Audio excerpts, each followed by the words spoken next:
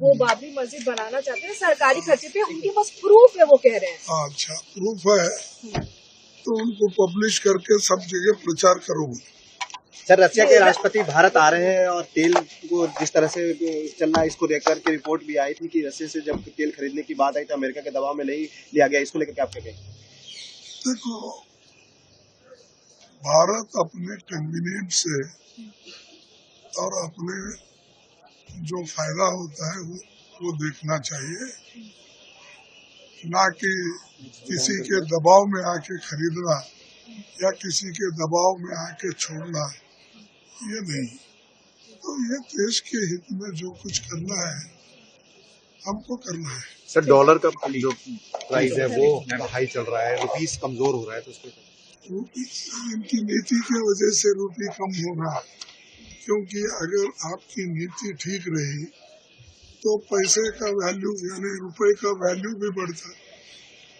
इससे ये दर्शाता है कि हमारी आर्थिक स्थिति अभी ठीक नहीं है। हम चाहे कितना भी बोल लो या अपनी पीठ हम खुद थपथपा लो, लेकिन ये दर्शाता है कि तुम्हारे पैसे का कोई दुनिया में वैल्यू नहीं है। वो बाबरी मस्जिद बनाना चाहते हैं सरकारी खर्चे पे, उनके पास प्रूफ है, वो कह रहे हैं। अच्छा, प्रूफ है तो उनको पब्लिश करके सब जगह प्रचार करो।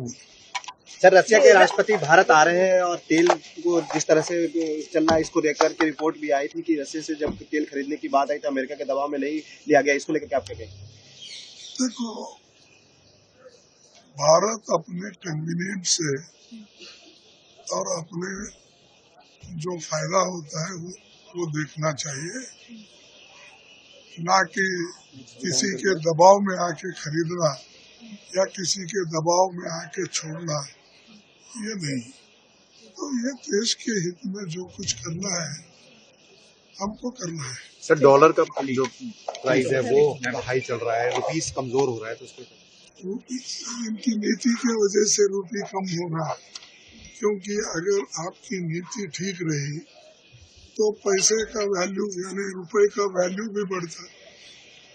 इससे ये दर्शाता है कि हमारी आर्थिक स्थिति अभी ठीक नहीं है।